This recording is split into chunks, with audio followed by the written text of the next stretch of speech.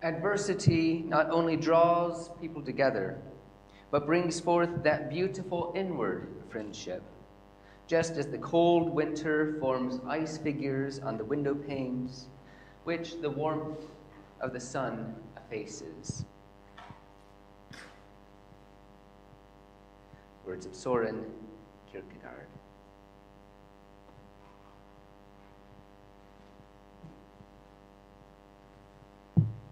Good morning. Welcome to Cross Street Chapel's Sunday service. My roaming mic has told me that its battery is very low, so I'll probably do most of the service from up here. But with that, I hope that whatever it is that has brought you into this space and this time, into that sort of warm area where the sun, just as we've had some bright sunshine, yet it's been quite chilly. Hopefully, if it's chilly in your hearts, you can find some warmth here. Whatever it is that you're seeking, be it joy and celebration, tears and sorrow, a chance to hear a few words of wisdom or to connect with one another, or just to rest with the divine. Whatever it is that brings you here, I hope you will find it as well as a warm community. I really like those opening words of Kierkegaard, particularly the image of the ice crystals melting away with the brilliance of the sun. And I think it's very appropriate as we make these sort of very cautious steps through from winter into springtime, and it doesn't always feel quite as assured that the next day is going to be as warm as the previous one. But I do find some challenge in that first part, that adversity not only draws people together, it doesn't always. And I want to acknowledge that for many people, the challenges that we face can actually sometimes lead to more division and challenge. So I hope we can sort of create an ethic together where no matter what we face, it's something that can be used to bring us together into a community of compassion and love and friendship. We have a lot of words on friendship today, not least from our call to worship with these of George Eliot, who acknowledges that friendship is the inexpressible comfort of feeling safe with a person, having neither to weigh thoughts nor measure words. George Eliot. Please join with me in singing our first hymn in the Purple Book, number 130. Cliff reads, "Ours is a Town for Everyone," hymn number 130.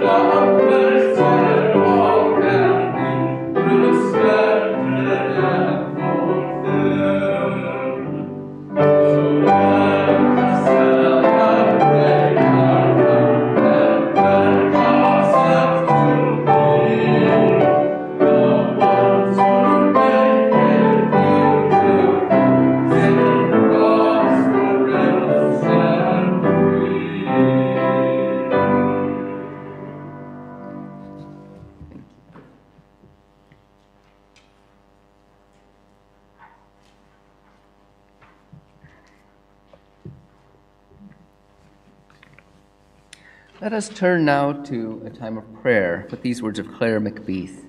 This is followed by our covenant, which is printed in your order of worship and will appear online for those following at home.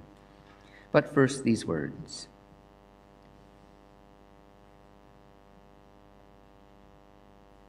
Unseen God, you call us to meet you in the gurgle of a baby, in the shout of children playing, in the smile of a grandparent. You call us to meet you in the kindness offered to a stranger, in the welcome for a refugee, in the coffee for a neighbor. You call us to meet you in the comfort of familiar friendship, in the joy of new meeting, in the desire for connection. You call us to meet you here today with these people. And here today, in this group of people, we see your face. Amen. Please read with me our covenant. We gather here in sacred fellowship to witness the fullness of our lives and all life, to hold and be held, tell stories and listen, to be renewed and renew the world. We speak with care and patience. We act with gentleness and compassion. We forgive each other and ourselves. In faith that we build beloved community, we renew our covenant today. Amen.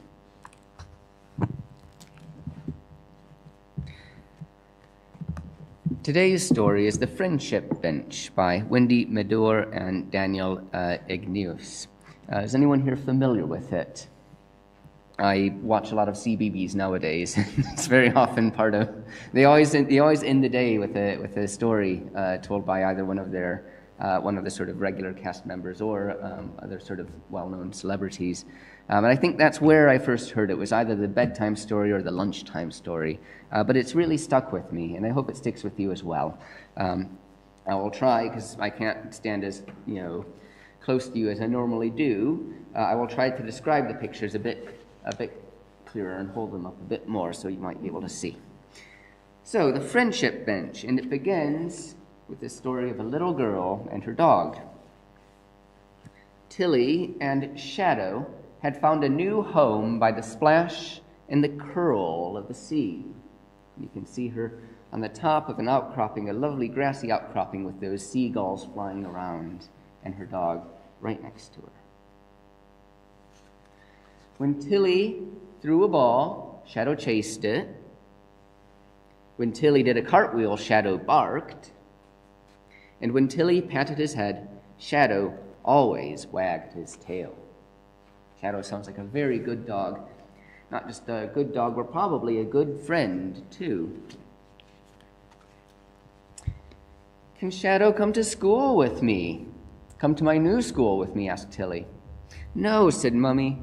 Dogs have to stay outside. Can I stay outside too? Mummy gave Tilly a cuddle. We'll be back soon, she said. So first day in a new school. I imagine Tilly is probably a bit nervous. Well, inside wasn't the same without Shadow.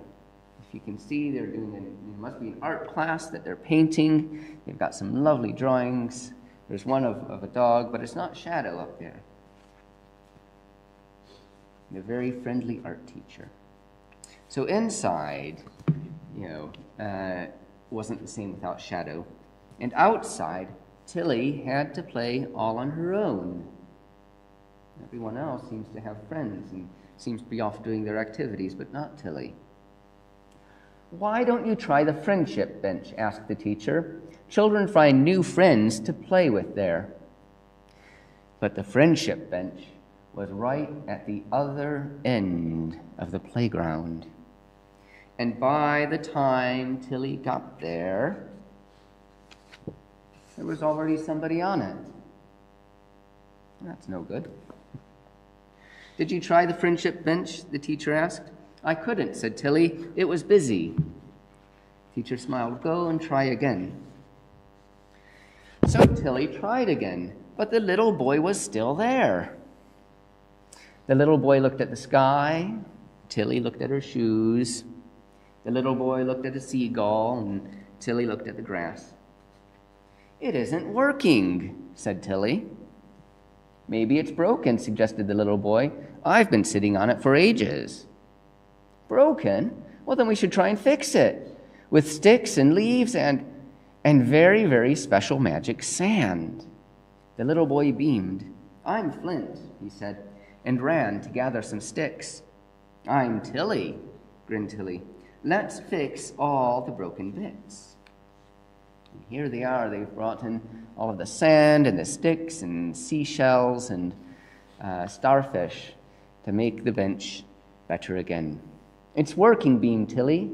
Yes, giggled Flint, the friendship bench is getting better. Well, after school, Mummy and Tilly walked home along the beach. The seagulls swung in the air. Did you have a good day? Asked Mummy. Yes, but the friendship bench was all broken, so we had to make it better, said Tilly. What's a friendship bench? Asked Mummy. It's a special bench that helps you make new friends. I've been trying to fix it with Flint. Who's Flint? Asked Mummy. Oh, just a little boy, said Tilly.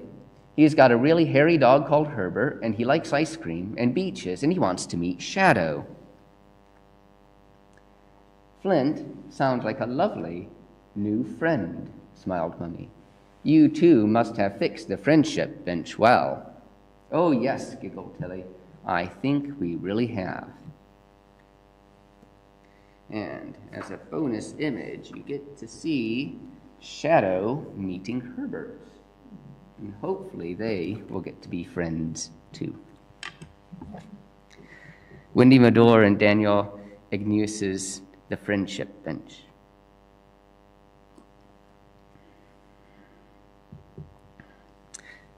We have a chance to share and honor our friendship here by sharing joys and sorrows. If you wish to light a candle and say a few words, please do so. Please come to the microphone so those who are listening online will be able to hear you, and those using the loop system. If you are online, please type into the chat box and we will read your message out.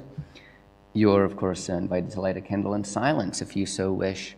And as always, if you want to remain seated, holding your life in your heart, know that your presence here is enough. And I'll begin by lighting a candle for a friend who contacted me this week, the Reverend Tet Gallardo, who is the president of the UU Church of the Philippines. And she said that they are starting a new Unitarian community there. So it's a candle for them, for her and for this new community, that it may prosper and that it may serve as liberal witness over there. She has also asked that I light a candle for her sister, whose name is Carrots, whose birthday it was yesterday. So this is a candle for new Unitarian communities and for Carrot's birthday.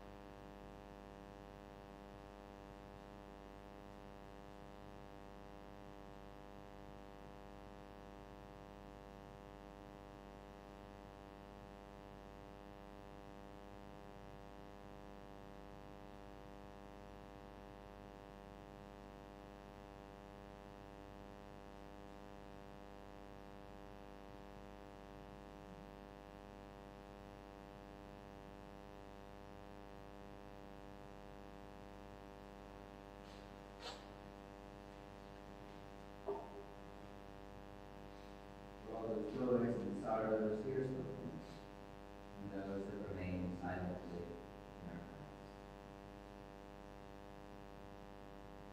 Please join with me in singing our second hymn, number 204 in the Purple Book, When I Am Fighting. Aaron's going to play through it completely once. So you've sung it before, but the key might be familiar to some of us.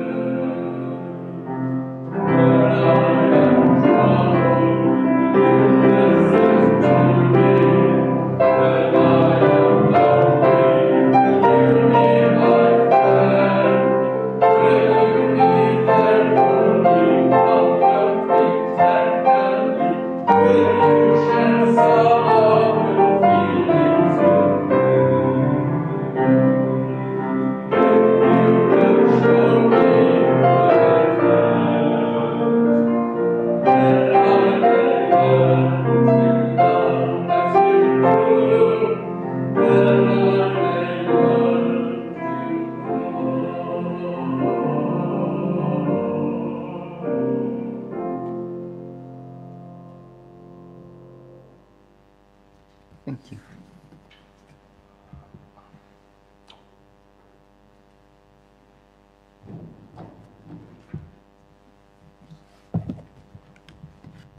Our second reading today comes from Jürgen Moltmann, great theologian, entitled, it's from his book, The Open Church. What is friendship? Friendship is an unpretentious relation. For friend is not a designation of office, nor an exalted title, nor a function one must perform from time to time, nor a role one is supposed to play in society. Friendship is a personal relation, someone who likes you and someone you like. Friendship also combines respect with affection. One does not have to submit to a friend. One neither looks up to nor down at a friend. One can look a friend in the face. In friendship, one experiences oneself just as one is. readily accepted and respected in one's own freedom. When one person likes another, then one respects the other in their individuality and delights in their singularities as well. Friendship is no passing feeling of affection. It combines affection with faithfulness. You can depend on a friend. As a friend, you become someone upon whom others can depend. A friend remains a friend even in misfortune, even in guilt. For between friends there rules no prejudice that defines one, and no ideal image after which one must strive, no ideal image after which one must strive. Nor is friendship an alliance for mutual advantage, as is the case with so-called business friends. Between friends, there rules only the promise to walk with each other and to be there for each other. In other words, a faithfulness that has to do not with acting and possessing, but with the individual person and with being. Friendship is then a deep human relation that arises out of freedom, consists in mutual freedom, and preserves this freedom. From the Open Church by Jürgen Moltmann. Let us return now to a time of prayer with these words of the Reverend Arthur Powell Davies.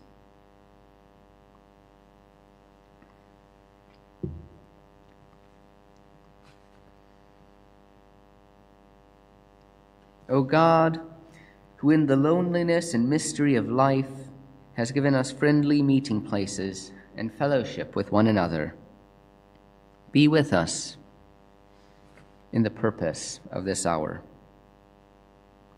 The pace of our lives is slackened now, and we are unhurried. There is time for confusion to be dispelled, and the fevers of haste can melt away. If we will, we can see more clearly, think more truly, choose more worthily, and our lives can be lifted up to a higher plane. So let it be with us, O Spirit. Help us to be willing for what we most need rather than eager for what in our carelessness we thought we wanted. Remind us how much contentment can come to us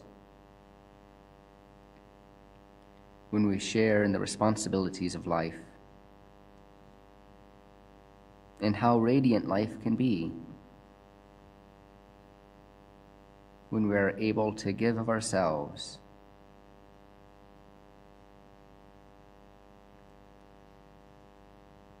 at this time. May we feel healed and whole. Amen. And now let us enter into a period of silence for reflection, meditation, contemplation, and personal prayer.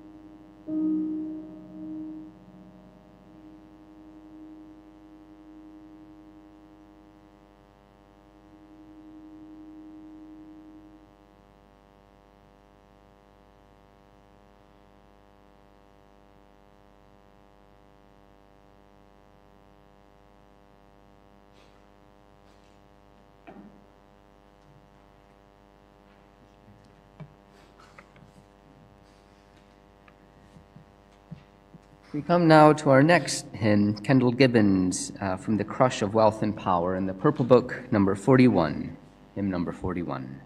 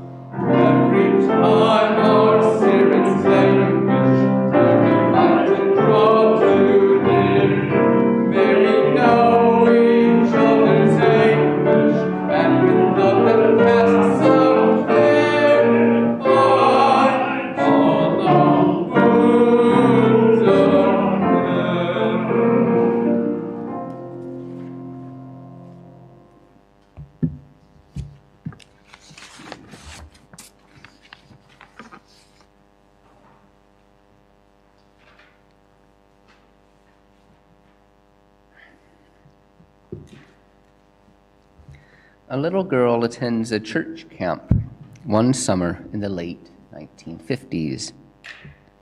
At the start of the week-long retreat, the teachers tell all the children that one lucky kid will receive a pin upon which was written the golden rule: do unto others as you would have them do unto you. That's lovely, she thought. I want that. I bet I could get it if I tried very, very hard. And so dutifully, she sized up her competition, determined the best of course of action, and set to work. She helped the teachers, she set up the chairs, she acted as nice and sweet and kind as possible that whole week. And she imagined leaving the other children in a trail of dust. That prize will be mine. Now, we know competition is part of the world, from evolution through to economics, though this is perhaps a bizarre juxtaposition, the golden rule reaching towards equality of character, with that sense of competition creating division. I can understand, though, that the teachers might use it as a means of social control. We know those kids at church camp can be quite unruly, at least from my own memories of church camp growing up. So the incentive to encourage them to behave should respect their inclinations, I suppose. Our human nature, though naturally containing some competitiveness, also employs collaboration. Evolutionary theory is expanding to understand the development of ecosystems, whereby plants and animals shift together in a mutual dance through circumstance. This is a move away from the selfish gene, as the complexity of species development is more fully understood. The food writer Michael Pollan asks, when sifting through a plant catalog, do we choose the flowers, or have the flowers chosen us? Becoming beautiful to the human eye and the nose, currying favor from a 7 billion strong species. We see, of course, collaboration not just perhaps in our genes or our development, but in our society, as we hear from Moltmann about the notion of friendship, something which is not an office, not a function or a title, not a role that has to be performed for society, but a relation, someone who likes you and someone you like. And we see it in action when we think about that friendship bench that was rescued by Tilly and Flint.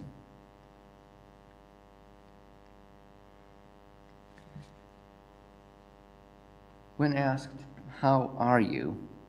we may reply, "Fine," or, depending on the intimacy, expand into deeper detail. But what happens after this? Is this interrogation reciprocated? Recently, someone told me that their definition of friendship was being asked, "And how are you?" Without this reciprocity, we are likely to feel a conversation is one-sided, the weight of one's life unbalancing the relationship. And I should say that it was amazing sort of looking through various quotations on friendship, happening upon Moltmann, who very much distills and explores it, to see a general cynicism, a belief that all friendships are inherently one-sided or weighted towards one person, not even with the notion perhaps of balance over a period of time.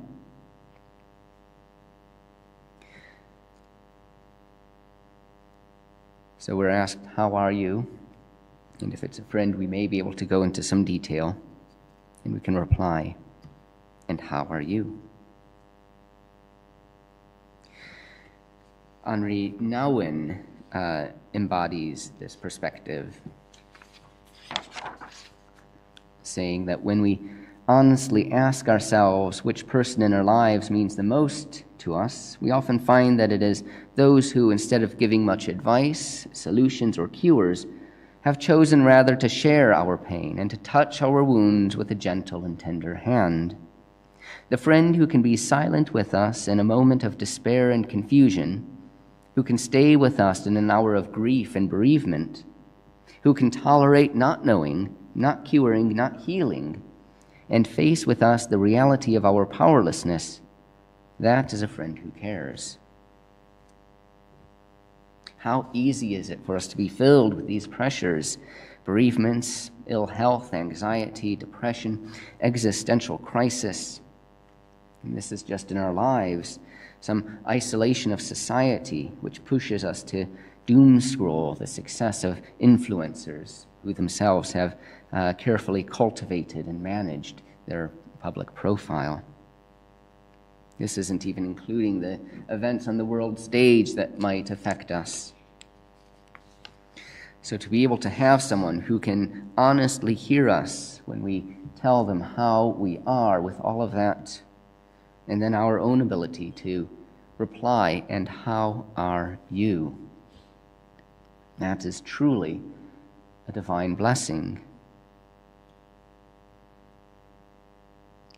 We face so many uncertainties in our life, so much that can't be solved, so much that certainly in the moment makes us feel powerless. The poet Keats described this as negative capability, being in uncertainties, mysteries, doubts, without any irritable reaching after fact and reason. We might think that this is a proclamation for ignorance, for giving up, but it is not a denial of what we know. It is an understanding that some things we will never know, and resting in that uncertainty. It is the imperfection of human being. This uncertainty as a void, as the distance, as a chasm between people, might feel unassailable. We started our service with the words of Kierkegaard, someone who I've long admired, but he did have a view that sort of when people would achieve some level of sort of spiritual enlightenment, their communication, their inability to sort of communicate with other people, he had this sort of almost image of every person on sort of their own separate mountain, and you wouldn't be able to call out to one another, the distance being too great. So there is something, a void perhaps, an emptiness, which we risk between one another. But it can be filled in, I think. It can be filled in with friendship. As we've heard, it can be filled in with compassion and empathy. It can be filled in and made closer through a tolerance. These can be the glue, if you will, that bring us together. Those who work with wood know that you might be able to use the glue to, say, repair a broken bench. Perhaps this glue will also repair a broken friendship. Both will, though, take their own time. We can bring these separate parts together. This isn't to say that we will all end up believing the same thing or holding the same views. Even close friends will hold differences. The writer Dinah Craik remarked that the blessing it is to have a friend to whom one can speak fearlessly on any subject, with whom one's deepest as well as one's most foolish thoughts come out simply and safely. The comfort, the inexpressible comfort of feeling safe with a person, having neither to weigh thoughts nor measure words, but pouring them all right out, just as they are, chaff and grain together, certain that a faithful hand will take and sift them, keep what is worth keeping, and then with the breath of kindness, blow the rest away. I hope that we may be such friends as to breathe into the relations of one another.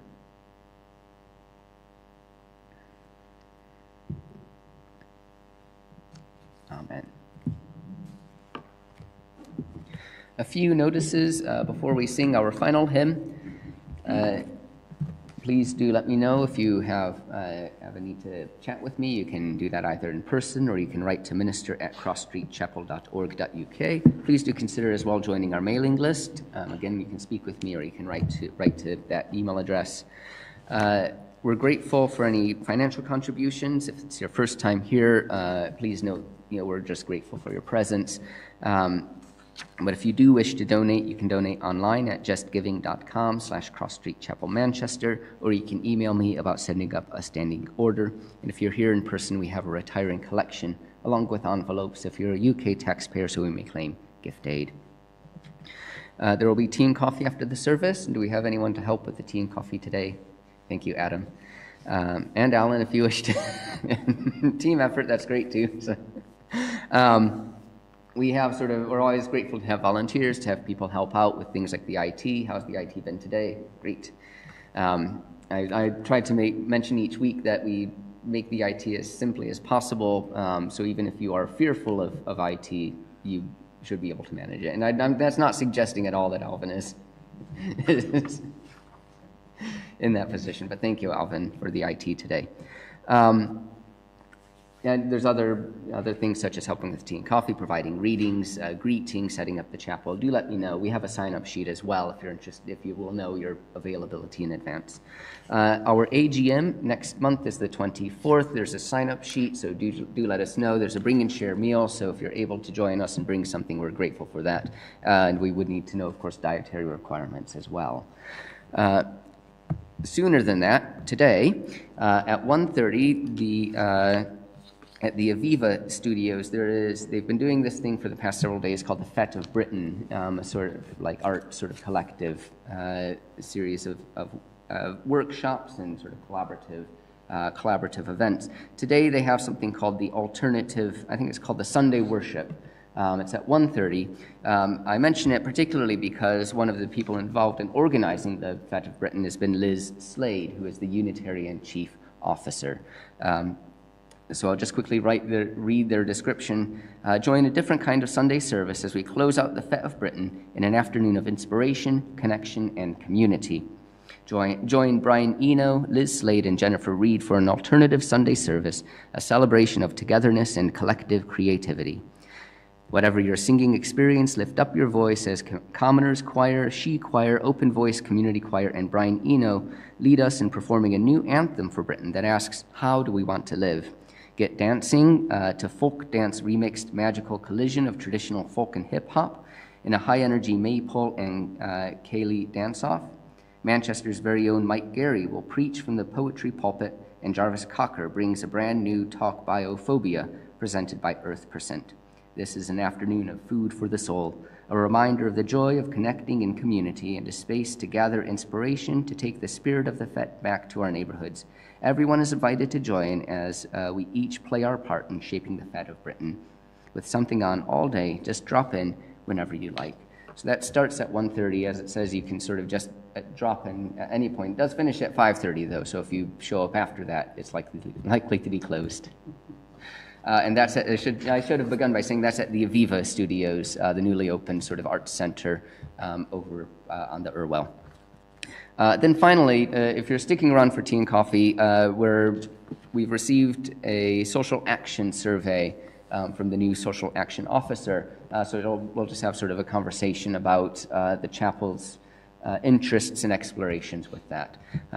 So please do stick around for tea and coffee and a chat. Are there any announcements from the congregation?